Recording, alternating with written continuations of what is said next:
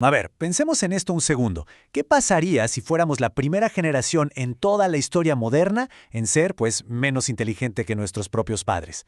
Suena locura, ¿verdad? Pero es una pregunta súper inquietante porque cada vez más estudios y datos sugieren que podría ser nuestra realidad. Ok, vamos a entrarle de lleno a este tema. Para entender bien qué está pasando, primero vamos a ver la evidencia de este supuesto declive. Luego vamos a investigar al sospechoso número uno, la tecnología. De ahí exploraremos otros factores que chance y no habíamos considerado para después darle un giro y proponer un nuevo tipo de inteligencia. Y al final, claro, veremos qué podemos hacer al respecto. Bueno, empecemos por el principio. Esta idea de que nuestra inteligencia como sociedad está bajando no es solo una sensación, ¿eh? La verdad es que está respaldada por datos que ya tienen a varios científicos bastante preocupados. Fíjense, desde que se inventaron las pruebas para medir el coeficiente intelectual, el famoso IQ, cada nueva generación había superado a la anterior. Era una constante. Pero esa tendencia se paró en seco. Y peor aún, ahora parece que va para atrás. Esto podría ser un verdadero antes y un después en nuestra historia. Y esta preocupación ya hasta se coló en la cultura pop. Seguramente conocen la película Idiocracy. Era una comedia, sí, pero que planteaba un futuro donde la humanidad se había vuelto increíblemente tonta. Lo que en su día era un chiste, hoy para muchos suena más a una advertencia de hacia dónde vamos. La historia de cómo medimos la inteligencia es fascinante. Durante casi todo el siglo XX vimos algo llamado el efecto Flynn. ¿Qué es eso? Básicamente que cada generación sacaba mejores resultados en las pruebas de IQ. Éramos en teoría cada vez más listos. Pero como vemos aquí, todo cambió por ahí de los años 70. Empezó en Noruega y de ahí se extendió. La tendencia no solo se detuvo, empezó a caer. Y estudios muy recientes lo confirman, sobre todo en la gente más joven. Ahora, si hay un culpable al que todo el mundo apunta con el dedo, es nuestra vida permanentemente conectada al mundo digital. Así que veamos cómo esta relación está literalmente cambiando la forma en que funciona nuestro cerebro. 8 horas. En países como Brasil, Colombia, Argentina y Chile, ese es el tiempo promedio que se pasa frente a una pantalla al día. O sea, no es solo una herramienta, es el ambiente en el que vivimos la mayor parte de nuestro tiempo despiertos. Y esto nos lleva a un contraste brutal. El cerebro de antes, el análogo, entrenaba la memoria, la concentración, se aprendía de memoria los números de teléfono, usaba mapas. El cerebro digital de ahora es diferente. Se especializa en delegar. ¿Para qué recordar algo si lo tienes en Google? ¿Para qué aprender una ruta si tienes el GPS? El problema, según algunos expertos, es que esto nos lleva a un pensamiento mucho más superficial. De hecho, este fenómeno ya tiene nombre. Se llama el efecto Google.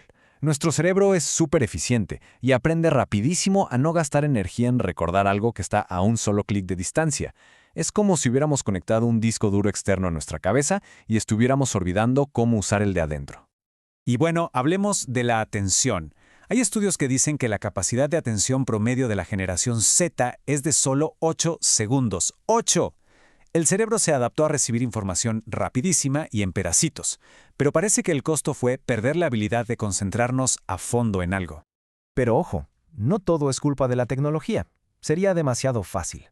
La verdad es que hay otros factores de nuestro estilo de vida moderno que también le están pegando a nuestras capacidades cognitivas. Porque la verdad es que es una combinación de muchas cosas.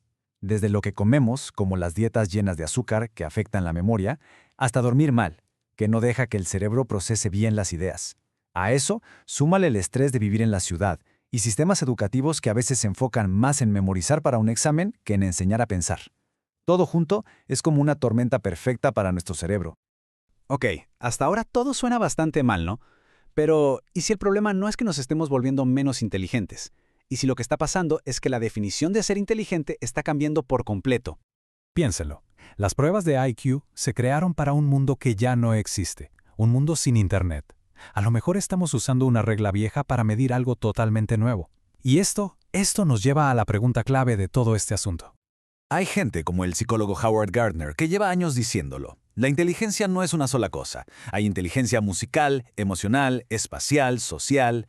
Las pruebas de IQ miden solo una rebanadita muy pequeña de todo lo que significa ser brillante.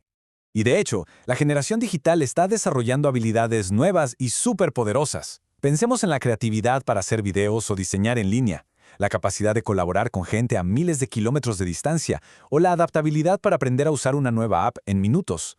Esas son habilidades clave hoy en día que ni de chiste aparecen en un examen de IQ tradicional. A lo mejor, la nueva inteligencia no se trata de cuántos datos tienes en la cabeza, sino de tu capacidad para conectar ideas.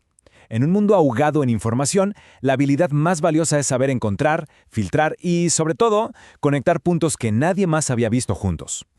Entonces, ¿cuál es la conclusión? ¿Qué hacemos? La respuesta no es odiar la tecnología y volver a las cavernas. Para nada. Se trata de aprender a usarla de forma que nos haga más listos, en lugar de que nos reemplace. Y aquí está el punto clave. Tenemos que pasar de ser usuarios pasivos a ser los arquitectos de cómo pensamos. Se trata de tomar las riendas. Y bueno, aquí es donde podemos actuar. Por un lado, usar las herramientas para una inteligencia aumentada, o sea, como un copiloto para pensar, no como un piloto automático. Y por otro, proteger nuestra mente. ¿Cómo? Dedicando tiempo a leer un libro sin distracciones, intentando hacer una cosa a la vez, no 1000. Y súper importante, darnos chance de desconectarnos para que el cerebro respire. Y sobre todo, nunca dejar de cuestionar la información que nos llega. Al final, la inteligencia no es algo que nos toca y ya, es algo que se construye, que se entrena y que se adapta. La tecnología nos pone un reto enorme, ¿sí? Pero también nos da herramientas increíbles. Así que la pregunta no es si nos estamos volviendo menos inteligentes, sino cómo vamos a usar todo esto para construir la inteligencia del futuro. La decisión al final es nuestra.